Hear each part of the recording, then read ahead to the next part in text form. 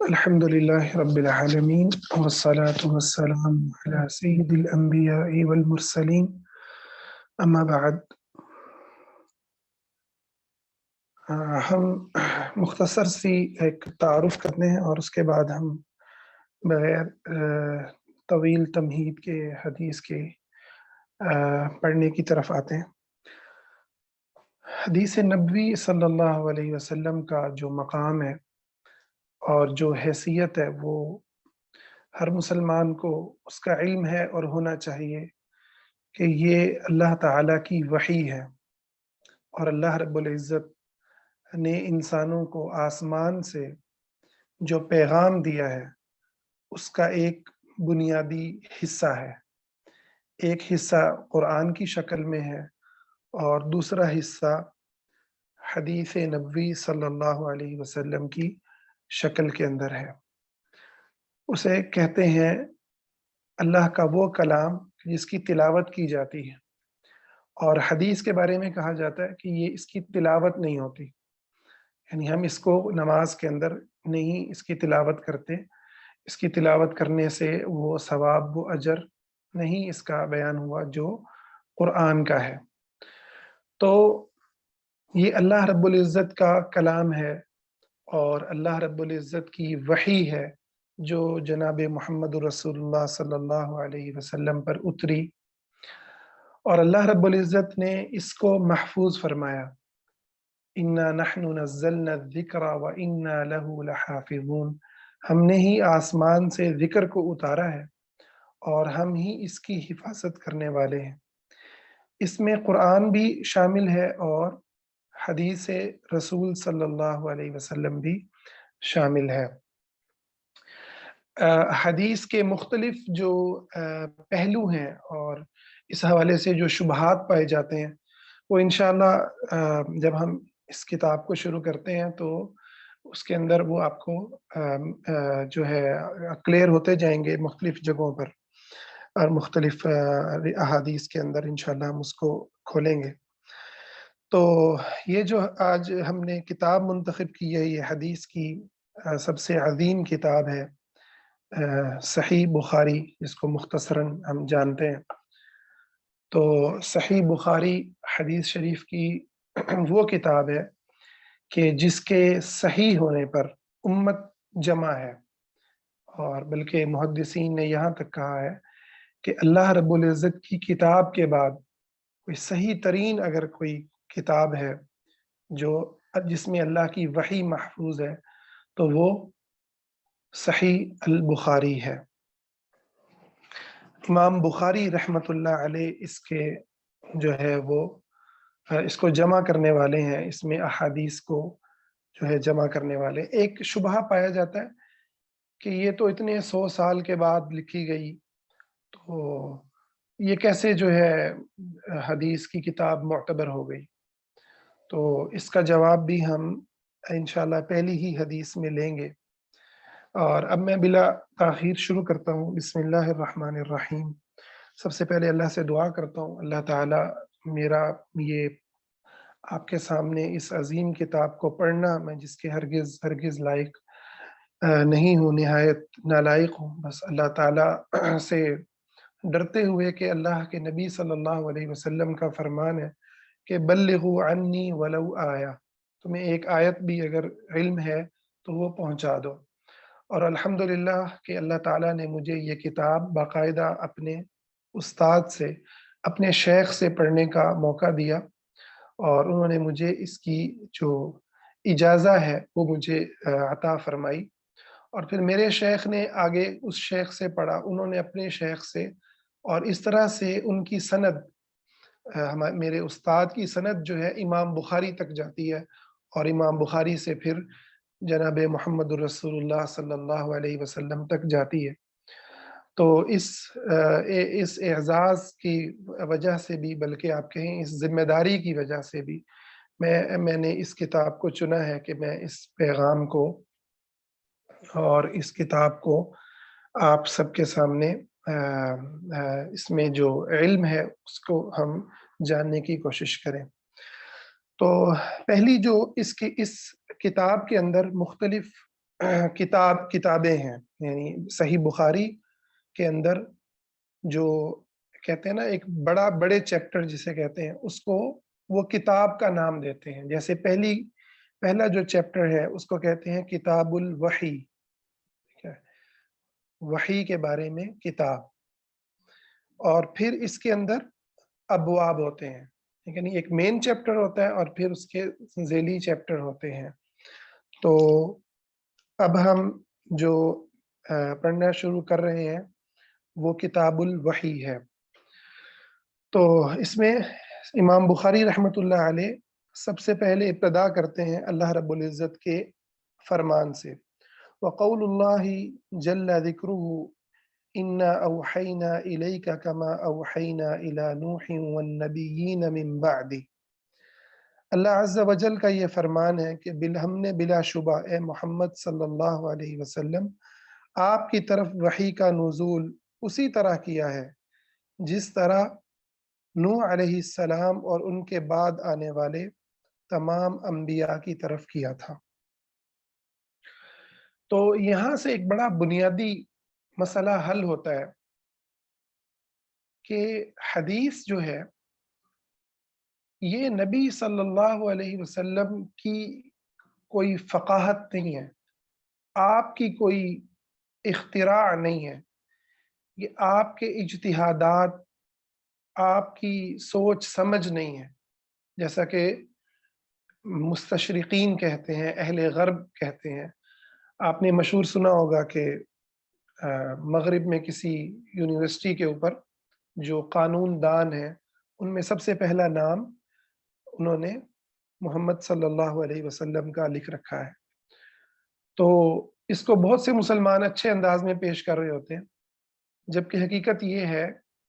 کہ یہ وحی کا انکار ہے. ویسٹ سے ہمارا جو مقدمہ ہے، جو ہماری لڑائی ہے، وہ ہے ہی یہ کہ ہم یہ کہتے ہیں کہ حدیث اور قرآن یہ دونوں اللہ نے آسمانوں سے بذریعہ فرشتہ جبریل امین محمد صلی اللہ علیہ وسلم کے قلب اطہر پر نازل فرمائے. اور آپ صلی اللہ علیہ وسلم کا جو تعارف ہے وہ نبی الامی اسی لیے ہے کہ آپ پڑھے ہوئے نہیں ہیں، کہ کسی کو یہ شک نہ ہو کہ آپ نے کوئی خود سے یہ چیزیں بیان کی ہیں، بلکہ یہ نبوت کا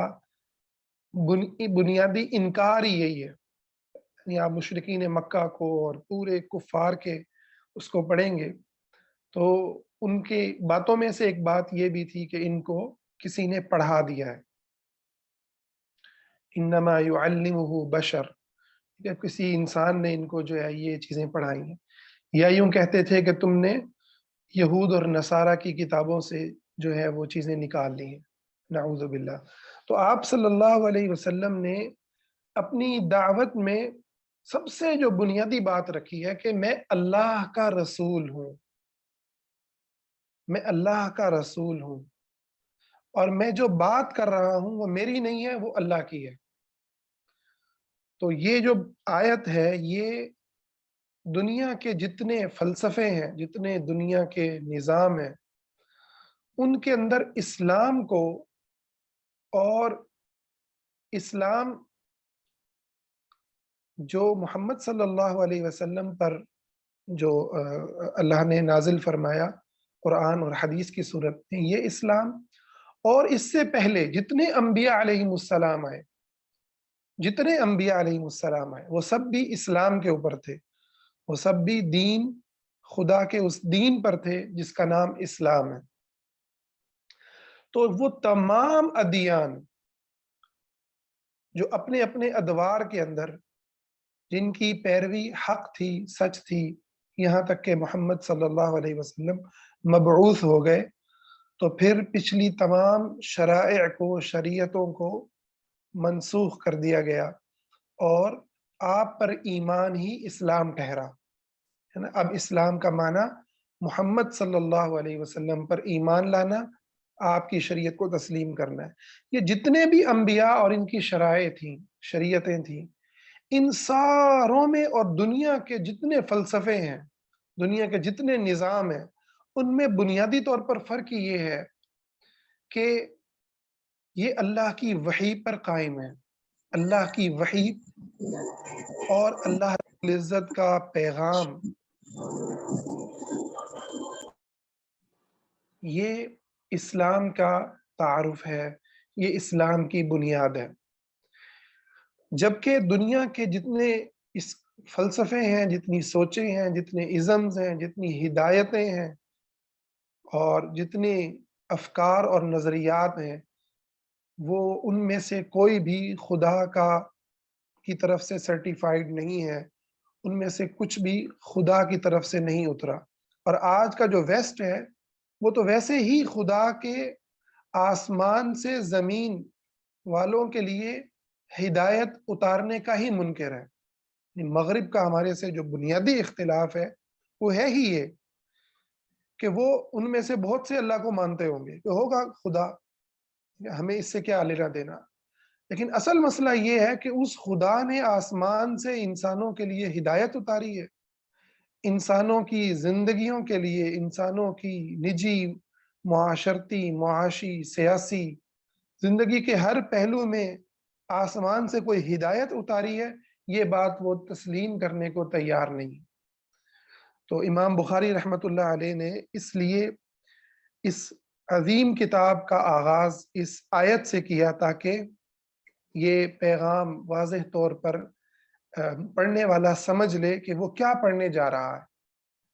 اللہ کی وحی کو پڑھنے لگا ہے۔ اب وحی دو طرح کی ہے جیسے ہم نے کہا، ایک وحی وہ ہے جو اللہ رب العزت کا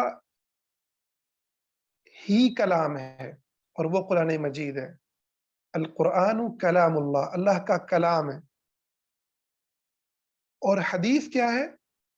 کہ اللہ رب العزت اپنے نبی صلی اللہ علیہ وسلم کو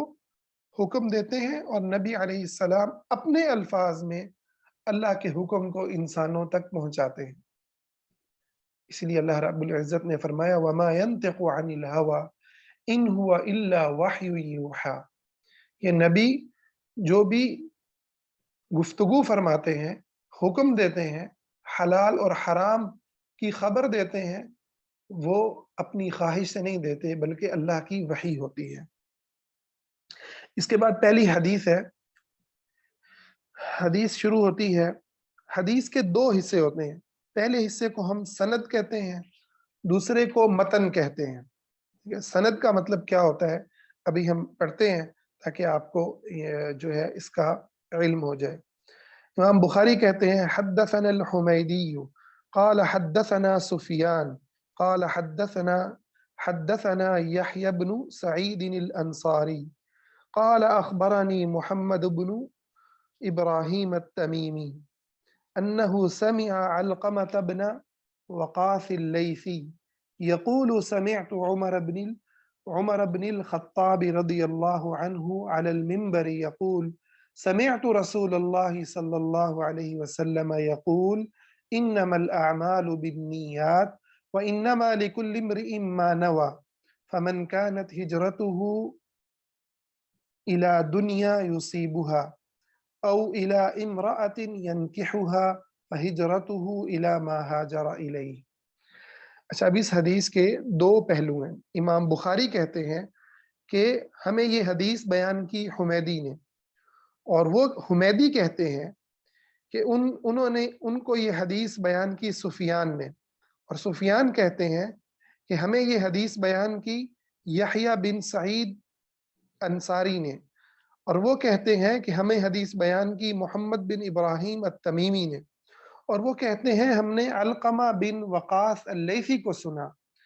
کہ وہ کہہ رہے تھے کہ میں نے عمر بن خطاب رضی اللہ تعالی عنہ کو سنا کہ وہ منبر پر یہ بات کر رہے تھے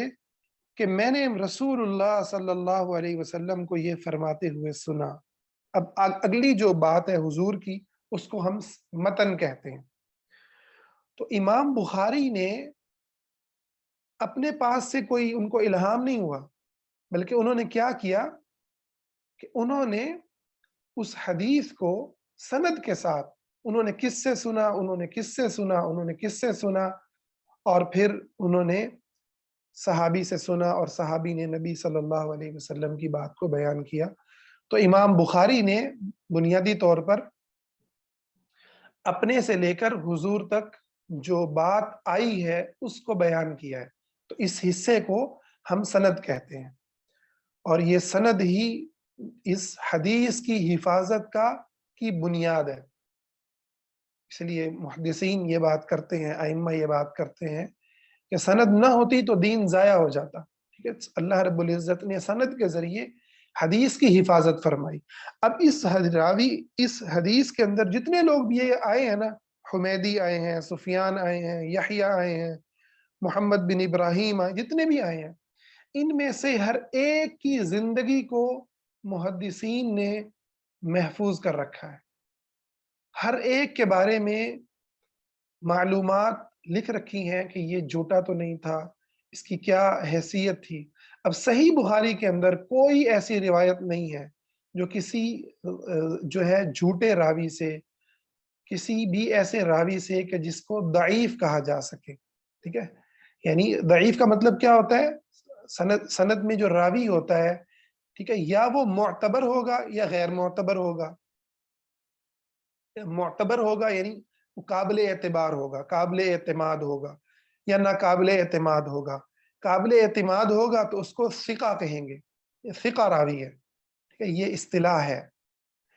تو اس کو ہم کہیں گے ثقہ راوی، یہ قابل اعتماد ہے. اور جو راوی ناقابل اعتماد ہوگا اس کو ضعیف کہہ دیں گے. ٹھیک ہے، اور بھی اس کے بہت سارے الفاظ ہیں. ٹھیک ہے، کہ یہ کمزور ہے. ٹھیک ہے، اس کی اسباب ہو سکتے ہیں کہ کذاب ہوگا یا جھوٹا ہوگا، یا جو ہے اس کا حافظہ خراب ہو گیا، کوئی وجہ بھی ہو سکتی ہے. وہ انشاءاللہ ہم اس کو تھوڑا تھوڑا مختلف احادیث کے اندر ان ساری چیزوں کو ٹچ کریں گے. تو یہ سند ہے. تو اس سے یہ بات سمجھ میں آ گئی کہ صحیح بخاری جو ہے وہ جتنے بھی عرصے بعد لکھی گئی وہ محفوظ ہے، اور یقینی طور پر اس کی جو احادیث ہیں، اسی لیے اس پر امت کا اجماع ہے کہ وہ نبی صلی اللہ علیہ وسلم تک ان کی سند امام بخاری نے نقل کی ہے اور ان راویوں کے حالات کو لکھا ہے.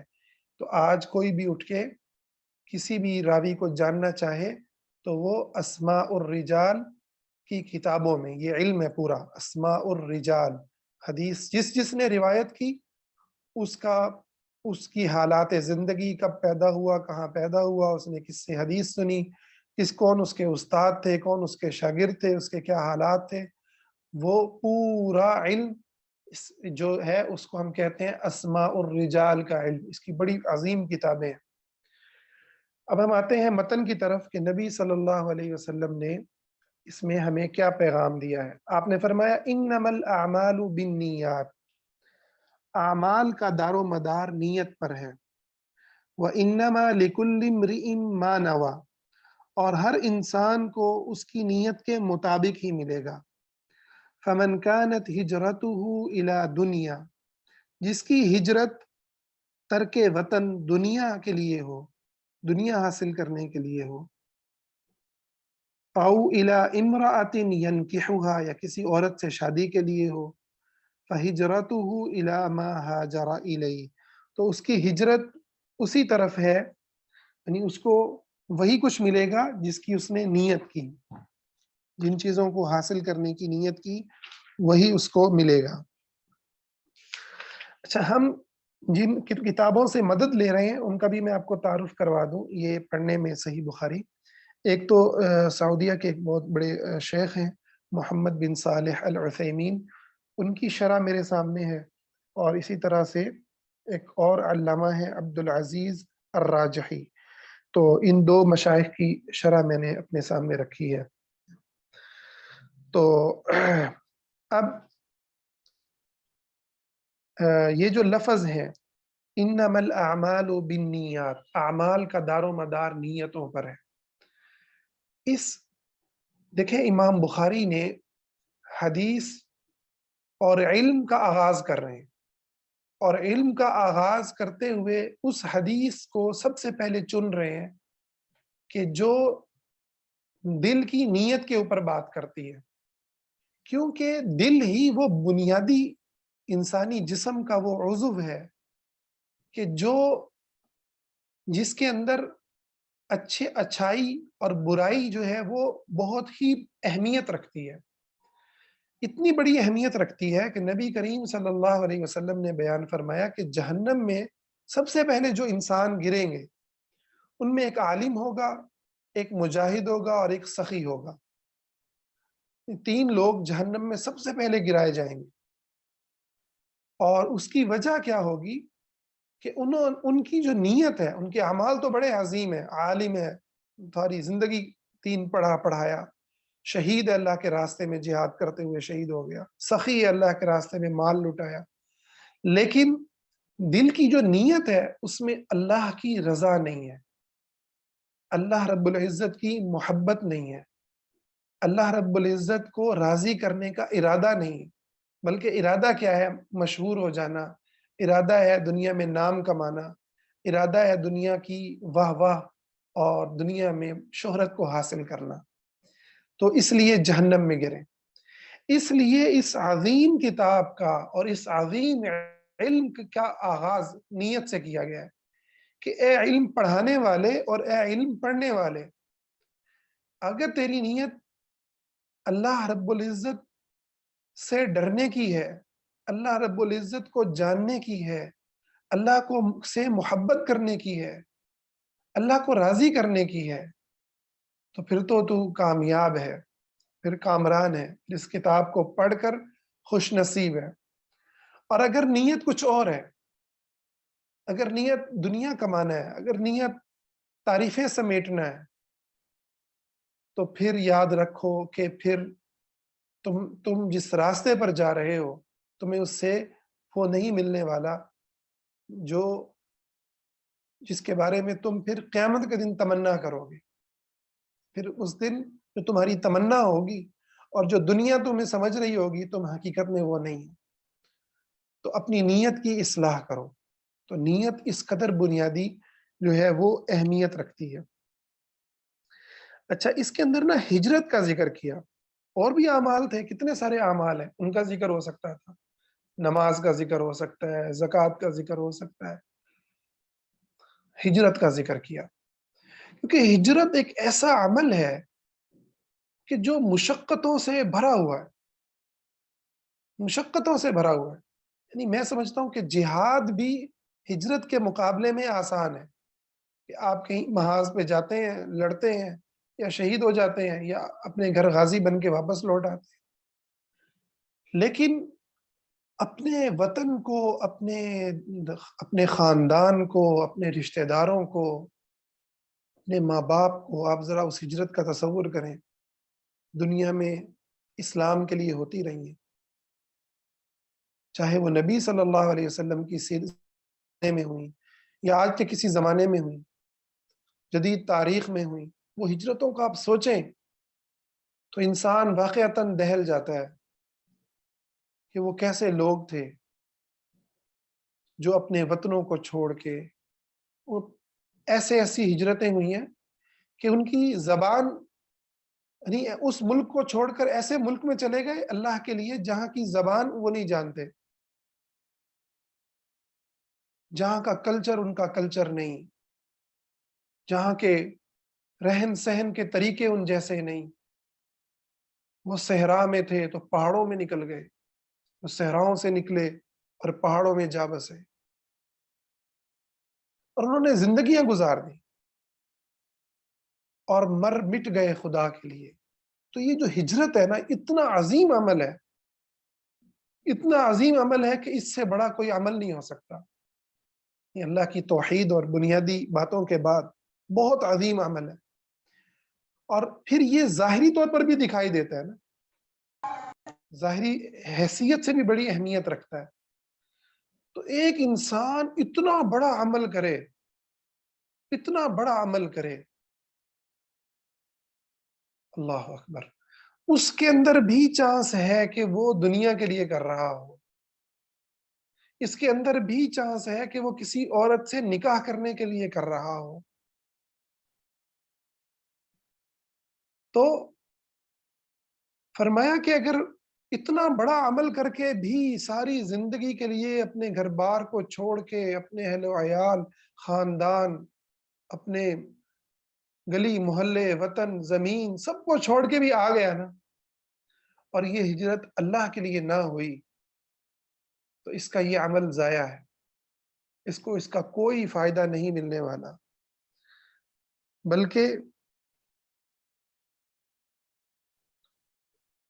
بلکہ یہ شخص جو ہے اس کو وہی ملے گا جس کے دنیا چاہی تو دنیا مل جائے گی، اور مل سکتی ہے، اور نہ بھی آخرت میں وہ، دنیا میں تو نصیب اس کا۔ یہ جو حدیث ہے دہلا دینے والی ہے کہ ہم جتنے اعمال کر رہے ہیں کا جو معاملہ ہے وہ درست ہونا چاہیے، اور وہ بنیاد اس کی جو ہے وہ بالکل شریعت پر اور خدا کو راضی کرنے پر ہونی چاہیے۔ اسی سے ایک فقہی مسئلہ بھی نکلتا ہے، اور اس طرح کے اور بہت سارے مسائل نکلتے ہیں، ایک میں مسئلہ ذکر کرتا ہوں۔ اب ایک شخص نہا لیتا ہے، غسل کی نیت نہیں کرتا، تو اس کو وضو دوبارہ کرنا پڑے گا۔ اگر تو اس نے غسل کی نیت کر کے نہایا ہے تو اس کا مطلب یہ ہے کہ اس نے غسل شرعی طور پر کر لیا ہے، اب اس کو وضو کرنے کی ضرورت نہیں ہے، کیونکہ وہ انکلوڈڈ ہوتا ہے غسل کے اندر۔ لیکن اگر ایک شخص جو ہے وہ بس ویسے ہی نہا لیا، گرمی لگ رہی تھی نہا لیا، نماز کا ٹائم آ گیا، تو اس کو دوبارہ وضو کرنا پڑے گا۔ تو اس طرح سے جتنے بھی دینی اعمال ہیں، آپ نے زکوٰۃ دینی ہے، تو یہ نہیں ہے کہ آپ نے کہیں پر ویسے ہی دے دیا کسی کو، ٹھیک ہے، اور بعد میں آپ کہیں چلیں اب میں اس کو زکوٰۃ کے اندر جو ہے نا انکلوڈ کر دیتا ہوں۔ نہیں، زکوٰۃ کے لیے آپ کو زکوٰۃ کی نیت کرنی ہوگی، فرض روزے کے لیے فرض روزے کی نیت کرنی ہوگی، اور یہ بھی یاد رکھیں کہ نیت کا تعلق دل سے ہے، نیت کا تعلق زبان کی ادائیگی سے نہیں ہے بلکہ دل سے ہے۔ تو دل میں سوچ لینا ہی کافی ہے کہ انسان اپنے دل کے اندر سوچ لے کہ وہ یہ کام کیوں کر رہا ہے اور کیا کر رہا ہے۔ تو یہ ایک فقہی چیز ہے۔ اچھا، اس کو اب ہم اپنی تربیت کے حوالے سے اس کو دیکھ لیں، بڑا ہی اہم حدیث ہے کہ ہم اپنے بچوں کو دین پر چلانے کے لیے جو ان کی تربیت کرتے ہیں، ان کو ڈانٹ ڈپٹ کرتے ہیں، ان کو سمجھاتے ہیں، ان پر نظر رکھتے ہیں، اس میں کچھ چیزوں کو تو شریعت آپ کو یقیناً یہ نصیحت کرتی ہے کہ بچے 10 سال کے ہو کے بھی نماز نہ پڑھیں تو آپ ان کو ماریں، ٹھیک ہے؟ تو اگر وہ بالغ ہو جاتے ہیں، بالغ ہونے کے بعد پھر اللہ رب العزت جانے اور وہ بچے جانے، آپ کا کام ہے نصیحت کرنا، سمجھانا، اچھی بات کرنا۔ اچھا، لیکن اس کے اندر ہوتا یہ ہے کہ ہم بعض چیزوں کے اوپر اس قدر شدت اپناتے ہیں کہ بچے کے دینی جو کام ہے وہ اللہ رب العزت کی رضامندی کو پانے کے لیے، اللہ کی تعالی کی محبت کو پانے کے لیے، روز قیامت میں نجات پانے کی بجائے وہ ماں باپ کو خوش کرنے کے لیے وہ اعمال جو ہیں وہ وجود پانے لگتے ہیں، یا ماں باپ کے ڈر سے وہ کام ہونے لگتے ہیں، ٹھیک ہے نا؟ اس لیے مار کو کوئی مستقل آپشن نہیں دیا گیا، ایک مرحلہ ہے۔ 10 سال کا ہو گیا، ابھی بھی آپ، پہلے تو سمجھایا گیا کہ 7 سال تک تو آپ نے خود بچے کو نماز پڑھ کے دکھانی ہے، جو آپ خود پڑھیں گے تو بچے بھی فالوور بنیں گے۔ پھر 7 سے 10 سال تک آپ نے ان کو ویسے ہی نصیحت کرنی ہے، زبان سے مارنا نہیں ہے۔ پھر 10 سال کے ہو جاتے ہیں، پھر آپ نے ان کو مارنا ہے۔ تو یہ ایک مراحل ہے۔ اب ہوتا کیا ہے کہ ہم اپنے بچوں کی تربیت میں اس چیز کو نظر انداز کر دیتے ہیں، اور ممکن ہے کہ ہم 7 سال کے بچے کو بھی مار رہے ہوں گے، ڈانٹ رہے ہوں گے، ٹھیک ہے، اور ممکن ہے کہ ہم بالغ ہو جانے کے بعد بھی اس کو جو ہے اس کے اوپر جو ہے وہ اسی انداز سے چل رہے ہوں گے۔ تو اس کی وجہ یہ ہوتی ہے کہ ہم نے خود سیکھا نہیں ہوتا کہ ان چیزوں کے بچوں کے اوپر کیا اثرات ہو رہے ہیں، ہم اس کے اوپر سوچتے نہیں ہیں۔ تو نتیجہ یہ نکلتا ہے کہ بچوں کی جو نیتیں ہیں، وہ نیتوں میں اللہ رب العزت کی رضا جو ہے اور اللہ رب العزت کو کی محبت کو پانا اور اعمال کا خدا کے لیے سرزد ہونا، صادر ہونا، وہ اس کی بجائے اعمال جو ہیں وہ معاشرے کے لیے، والدین کے لیے، خاندان کے لیے، ٹھیک ہے، وہ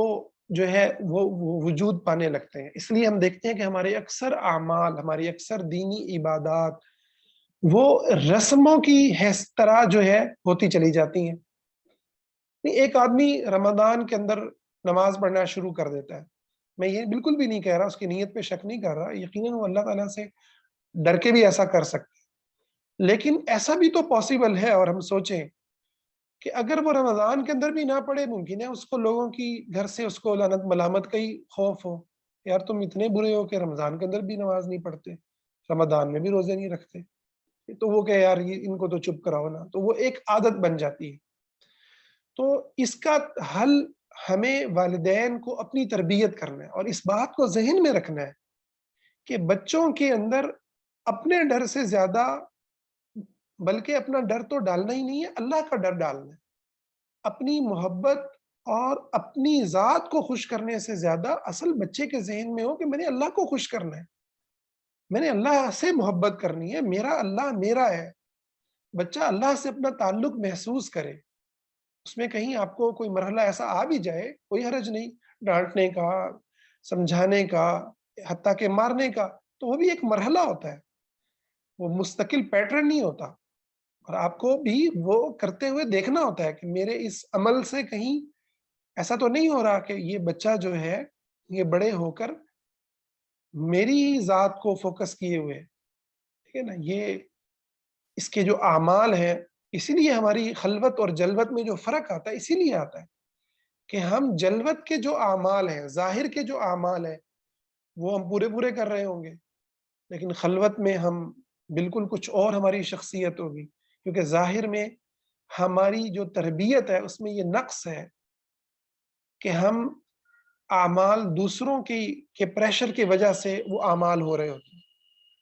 اس چیز کے اوپر خصوصی طور پر اس حدیث کے حوالے سے ہمیں سوچنا چاہیے، اپنی تربیت کرنی چاہیے کہ یہ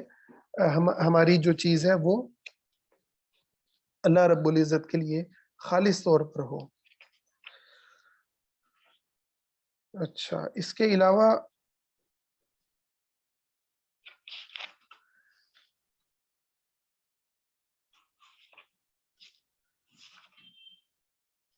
اس حدیث کے اندر آپ صلی اللہ علیہ وسلم نے ایک اور روایات کے اندر بھی یعنی ایک اور اسی حدیث سے کی جو دوسری کتب کے اندر احادیث آئی ہیں، ان کے اندر ہے فمن کانت ہجرتہ الی اللہ، کہ جس کی ہجرت اللہ کی طرف ہوگی، تو فہجرتہ فمن کانت ہجرتہ الی اللہ فہجرتہ الی ما ہاجر الیہ، جس کی ہجرت اللہ کی طرف ہوگی تو اس کی ہجرت اللہ ہی کی طرف ہے، تو اور جس کی ہجرت دنیا کی طرف ہے تو اس کی ہجرت دنیا کے لیے ہی ہے۔ اس میں آخرت کے ان لمحات کا بھی ذکر ہے، کیونکہ ہم نے یہ جو عمل کرنا ہے تربیت کا، اپنی چاہے کرنی ہے چاہے اپنی اولاد کی کرنی ہے، اس میں بنیادی طور پر آخرت کو مد نظر رکھنا ہے کہ وہاں اعمال وہی وزن پائیں گے جو اللہ رب العزت کے لیے ہوں گے۔ اب اللہ کے لیے جو اعمال ہیں وہ کیسے وجود پاتے ہیں، یعنی یہ بڑا اہم سوال ہے، اللہ کے لیے اعمال کیسے ہو سکتے ہیں؟ تو اللہ رب العزت کا جتنا تعارف ہوگا، اللہ کو جتنا جانتے ہوں گے، اتنا ہمارے اعمال اللہ کے لیے ہوں گے۔ ہم معاشرے کو جانتے ہیں، ہم اس معاشرے میں رہ رہے ہیں، اس معاشرے میں یہ چیزیں کرنے والا قابل عزت ہے، یہ کرنے والا جو ہے وہ برا سمجھا جاتا ہے، ٹھیک ہے؟ تو ہمارے اعمال کے اوپر جو وزن ہے، سمجھ لیں دو پلڑے ہیں نا، اللہ کے لیے کرتے ہیں یا ہم اور کسی کے لیے کرتے ہیں، تو ہمارے اعمال پر پلڑا جو ہے وہ جو دنیا کا تعارف ہے، ہمیں جو خاندان کا تعارف ہے، جو ہمیں معاشرے کا تعارف ہے، ٹھیک ہے، تو وہ ہمارا جو تعارف ہے وہ والا پلڑا بھاری ہو جاتا ہے. تو اگر ہم اللہ کا تعارف حاصل کریں گے، اللہ کو جانیں گے. اللہ کی دو آیات ہیں، آیات کونیہ جو کائنات میں اللہ کی پھیلی ہوئی آیات ہیں، جس پہ اللہ نے تفکر تدبر کا ہمیں حکم دیا کہ دیکھو آسمانوں کو، دیکھو زمین کو، نکلتے سورج کو، ڈوبتے سورج کو،